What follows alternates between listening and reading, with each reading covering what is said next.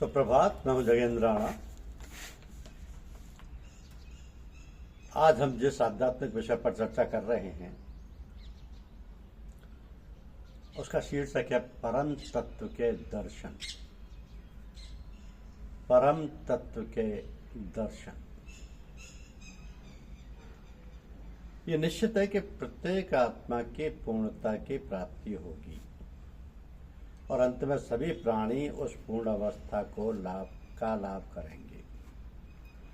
हमारी वर्तमान अवस्था हमारे पिछले कार्यों और विचारों का परिणाम है तथा हमारी भविष्य की अवस्था हमारे वर्तमान कार्यों और विचारों पर अविलंबित रहेगी। ऐसा होते हुए भी हमारे लिए दूसरों से सहायता प्राप्त करने का मार्ग बंद नहीं है। दूसरों की सहायता पाने से आत्मशक्तियों का विकास अधिक तेजी से होता है। यहाँ तक कि संसार में अधिकांश मनुष्यों को दूसरों की सहायता की प्राय अनिवार्य रूप से आवश्यकता हुआ करती है, अर्थात दूसरों की सहायता के बिना उनकी उन्नति हो ही नहीं सकती। तो जागृत करने वाला प्रभाव बाहर से आता है और वह हमारी अंतः स्थिति यानी गूढ़ शक्तियों को जगह देता है। तभी से हमारी उन्नति का श्री गणेश होता है। आध्यात्मिक जीवन का आरंभ होता है और अंत में हम पवित्र और पूर्ण बन जाते हैं। तो जगाने वाली शक्ति जो बाहर से आती है हमें पुस्तकों से प्राप्त नहीं हो सकती। एक आत्मा दूसरी आत्मा से ही जागृत लाभ कर सकती है, किसी अन्य वस्तु से नहीं। हम जन्म भर पुस्तकों का अध्ययन करते रहें और बड़े बुद्धिशाली भी हो जाएं, परंतु हम देखेंगे कि हमारी आत्मा की कुछ भी उन्नति नहीं हुई है। यदि किसी मनुष्य का बौद्धिक विकास उच्च श्रेणी का है तो उससे यह होना आवश्यक नहीं कि उसकी आत्मिक उन्नति भी उसी श्रेणी की हो।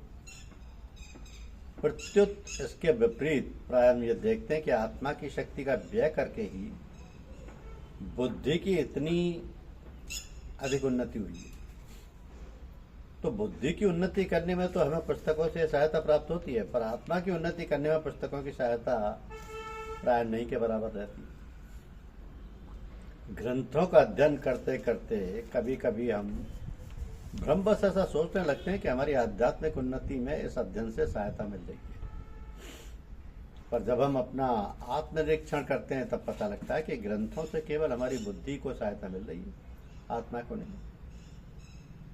यही कारण है कि हम लोग आध्यात्मिक विषयों पर आश्चर्यपूर्ण व्याख्यान तो दे सकते हैं, पर जब तदनुसार कार्य करने का अवसर आता है तो हम अपने को बिल्कुल निकम्मे पाते हैं।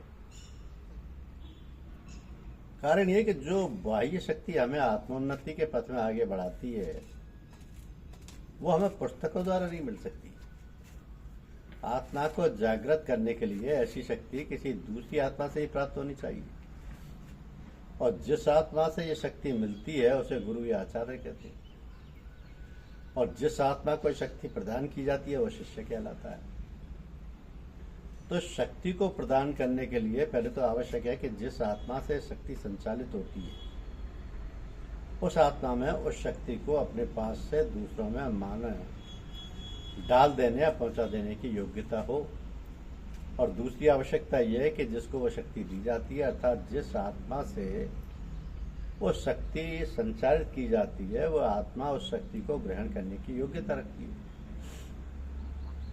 अर्थात योग्य सद्गुरु और सत्पात शिष्य हों, बीज सजी हो, ये खेत अच्छी तरह से जुता हुआ हो, और जब ये दोनों शर्तें पूरी हो जाती हैं तब धर्म की आश्चर्यजनक उत्पन्न उन्नति होती है। धर्म का वक्ता अलौकिक हो और श्रोता भी वैसा ही हो, और जब दोनों अलौकिक या साधारण होंगे तभी अत्युत्तम आत्मिक उन्नति संभव है, अन्यथा नहीं। ऐसे ही लोग यथार्थ गुरु हैं और ऐसे ही लोग यथार्थ शिष्य। अन्यथा मानव धर्म का केवल खिलवाड़ करते हैं। वे थोड़ा सा बौद्धिक प्रयास तथा कुछ कौतूहलपूर्ण शंकाओं का समाधान करते रहते हैं, पर मार्ग में बड़ी बाधाएं भी हैं। आशंका इस बात की रहती है कि शिष्य अपने क्षणिक आवेश को यथार्थ धार्मिक पिपासा समझने लगता है। कई बार हमारे जीवन में ऐसी घटनाएं पाई जाती हैं कि जिस व्यक्ति पर हमारा बहुत प्रेम है वो अचानक मर जाता है। उसकी मृत्यु से हमें क्षण भर के लिए धक्का पहुंचता है। हम सोचने लगते हैं कि संसार हमारी उंगलियों में से किसका जा रहा है।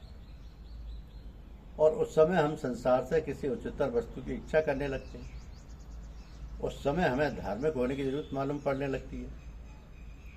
पर कुछ दिनों के बाद जब ये तरंग निकल जाती है और हम जहाँ के तहाँ पड़े रह जाते हैं, हमें अनेकों बार इन आवेशों में धर्म की सच्ची पिपासा का भ्रम हो जाता है। और जब तक इन क्षणिक आवेशों में हमें इस प्रकार का भ्रम होता रहेगा, तब तक हमारी आत्मा की वह सतत यथार्थ पिपासा जागृत नहीं होगी और हमें शक्तिदाता यानी गुरु प्राप्त नहीं होंगे। अतः हम जब ये शिकायत करें कि हमें सत्य की प्राप्ति नहीं हुई है, यद्यपि हम उसकी प्राप्ति के लिए इतने व्याकुल हैं, उस समय हमारा प्रथम कर्तव्य यह होना चाहिए कि हम आत्मनिरीक्षण करें और बारीकी से पता लगाएं कि क्या हमें वास्तव में उस सत्य या अध्यात्म की पिपासा है। तो कई बार तो यह दिखेगा कि हम ही उसके योग्य नहीं, हमें अभी धर्म की आवश्यकता ही नहीं, हमें अभी यथार्थ आध्यात्मिक पिपासा का अभाव है। तो शक्तिदाता गुरु के लिए तो और भी अधिक कठिनाइयां होती हैं। ऐसे अनेक होते हैं जो स्वयं तो अज्ञान में डूबे हुए रहते हैं, पर अंतःकरण में अहंकार भरे रहने के कारण अपने को सर्वज्ञ समझते हैं। इतना ही नहीं, वे दूसरों का भार अपने कंधे पर उठाना चाहते हैं और इस प्रकार अंधा अंधे को राह दिखाए वाली कहावत चरितार्थ करते हुए अपने साथ इन्हें भी गड्ढे में ले गिरते हैं।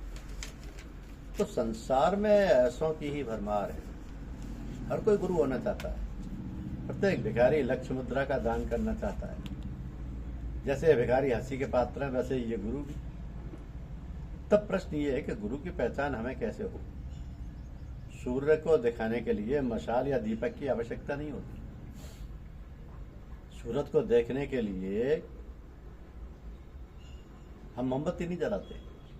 सूर्य का उदय होते ही उसके उदय होने का ज्ञान हमें स्वभावतः हो जाता है। उसी प्रकार जब हमें सहायता देने के लिए किसी जगत गुरु का आगमन होता है, तब आत्मा को अपने स्वभाव से ही ऐसा लगने लगता है कि उसे सत्य का पता लग गया है। किंतु जिनके पास से हम दीक्षा लेना चाहते हैं या हम जिन्हें गुरु बनाना चाहते हैं, उनके विषय में ठीक या उचित राय कायम कर सकने के लिए पर्याप्त अंतःशक्ति हम में बहुधा नहीं होती। इसलिए कुछ कसौटी की आवश्यकता है। तो जिस प्रकार शिष्य में कुछ लक्षणों का रहना आवश्यक है, उसी प्रकार गुरु में भी कुछ लक्षण होने चाहिए। पवित्रता, यथार्थ, ज्ञान पिपासा और उद्योगशीलता, ये लक्षण शिष्य में अवश्य हो। पवित्रता, यथार्थ, ज्ञान पिपासा और उद्योगशीलता। तो अपवित्र आत्मा कभी धार्मिक नहीं हो सकती। सबसे बड़ी आवश्यकता ऐसी पवित्रता की है। सब प्रकार की पवित्रता नितांत आवश्यक है। दूसरी आवश्यकता इस बात की है कि शिष्य को ज्ञान प्राप्ति की यथार्थ पिपासा हो। प्रश्न यही है कि चाहता कौन है। हमें जो चाहिए सो मिलता है, ये पुराना नियम है। जो खोजे सो पावे। आध्यात्म की आकांक्षा होना बड़ी कठिन बात है। इसे हम साधारणतः जितना सरल समझते हैं वो उतनी सरल नहीं है। पर ये तो हम भूल ही जाते हैं कि कथाएं सुनना, पुस्तकें पढ़ना धर्म नहीं है। धर्म तो एक सतत युद्ध है। स्वयं अपनी प्रकृति का दमन करते रहना, जब तक उस पर विजय प्राप्त न हो जाए तब तक निरंतर लड़ते रहना। इसी का नाम आध्यात्म है। ये 1 या 2 दिन या कुछ वर्षों जन्मों का प्रश्न नहीं है। इसमें तो सैकड़ों जन्म बीत जाए तो भी हमें इसके लिए तैयार रहना चाहिए। अब संभव है हमें अपनी प्रकृति पर तुरंत विजय मिल जाए।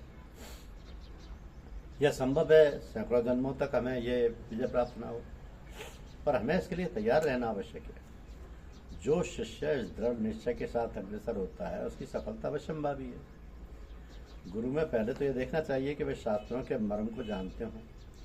सारा संसार बाइबल, वेद, कुरान आदि धर्म शास्त्रों को पढ़ा करता है, और ये सब तो केवल शब्द समूह, व्याकरण के नियम, सूत्रों द्वारा संगठित वाक्य रचना, शब्द रचना और शब्द शास्त्री हैं। ये तो धर्म की सूखी नीरस अस्थियां मात्र हैं। गुरु चाहे किसी ग्रंथ का काल निर्णय कर ले, पर शब्द तो वस्तुओं की बाहरी आकृति मात्र है। जो शब्द की उलझन में अधिक पड़े रहते हैं और अपने मन को शब्दों की शक्ति में ही दौड़ाया करते हैं, वे भाव को खो बैठते हैं। इसलिए गुरु को धर्मशास्त्रों के मर्म को जानना आवश्यक है। बस शब्दों का जाल बड़े अरण्य के समान है, जहाँ मनुष्य का मन रास्ता भूल जाता है और बाहर निकलने का मार्ग नहीं पाता। शब्द योजना की विभिन्न रीतियाँ, सुंदर भाषा की विभिन्न शैलियाँ, शास्त्रों के अर्थ समझने के लिए अनेक रूप हैं। ये सब विद्वानों के आनंद भोग की वस्तुएं हैं। इनमें किसी को मुक्ति नहीं मिल सकती। जो लोग इन सब का प्रयोग करते हैं वे तो अपने पांडित्य का प्रदर्शन करने के लिए ऐसा करते हैं, जिससे संसार उनकी स्तुति करे या ये जाने कि वो विद्वान है। तुम देखोगे कि संसार के किसी भी महान आचार्य ने शास्त्र के वाक्यों के अनेक अर्थ नहीं किए। उन लोगों ने शब्दों की खींचातानी का कोई प्रयत्न नहीं किया। उन्होंने ये नहीं कहा कि इस शब्द का अर्थ अमुक है और इस शब्द तथा उस शब्द के बीच इस प्रकार का संबंध है। संसार में जितने महान आचार्य हुए हैं उनका चरित्र अध्ययन करो।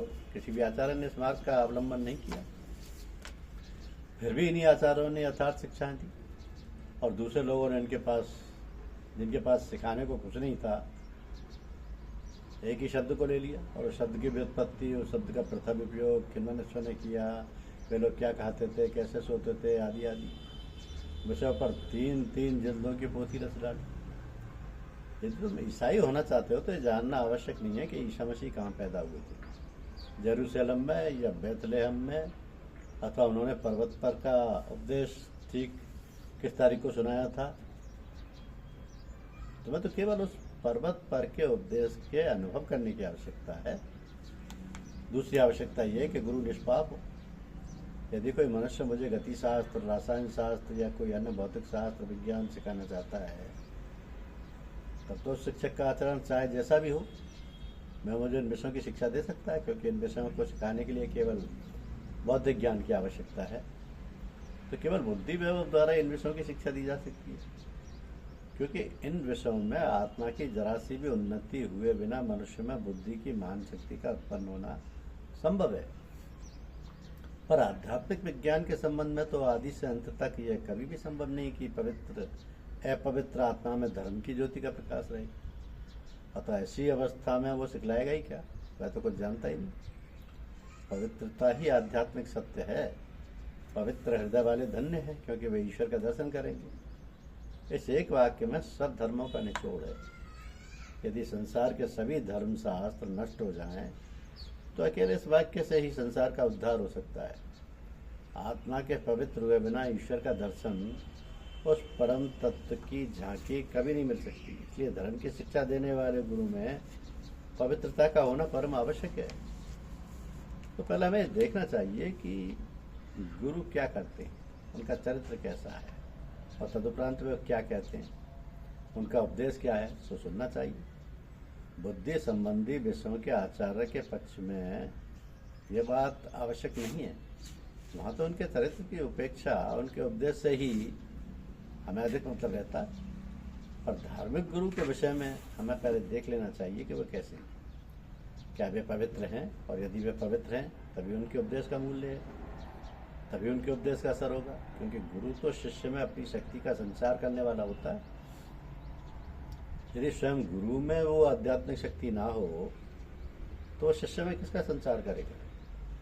गुरु के मन का एक प्रकार का स्फुरण शिष्य के मन में प्रविष्ट किया जाता है। यदि गर्मी पहुंचाने वाला पदार्थ स्वयं गर्म हो तभी वे गर्मी की शक्ति दूसरे पदार्थ में पहुंचा सकेगा, अन्यथा नहीं। यहाँ तो एक के पास से निकाल कर दूसरे में शक्ति डालने का प्रश्न है। केवल हमारी बुद्धि की वृत्तियों को उत्तेजित करने की बात तो है नहीं। कोई यथार्थ तथा प्रत्यक्ष वस्तु गुरु के पास से निकलकर शिष्य के पास जाती है। इस कारण सर्वप्रथम यह आवश्यक है कि गुरु सच्चा हो। और तीसरी बात है उद्देश्य। हमें देखना चाहिए कि गुरु अपना नाम कमाने, कीर्ति पाने अथवा केवल अन्य किसी ऐसे उद्देश्य से तो उपदेश नहीं देते हैं। क्या वे केवल शिष्य के प्रति शुद्ध प्रेम से परिचालित होकर उपदेश देते हैं?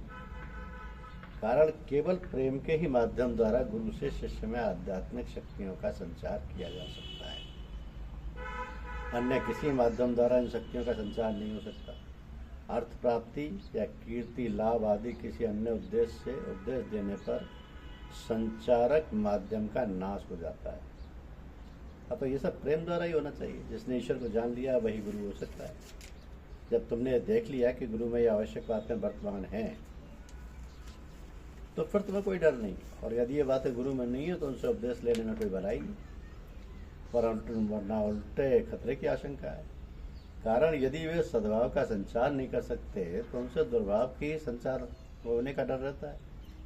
इस बात की सावधानी रखनी चाहिए। तो स्वाभाविक निष्कर्ष है कि हम किसी भी अरे गहरे से उपदेश नहीं ले सकते। नदी नाले उपदेश करते हैं, पत्थर उपदेश करते हैं, ये काव्यालंकार की दृष्टि से ठीक हो सकता है, पर जिसके भीतर सत्य नहीं है वो सत्य का अणुमात्र भी उपदेश नहीं दे सकता।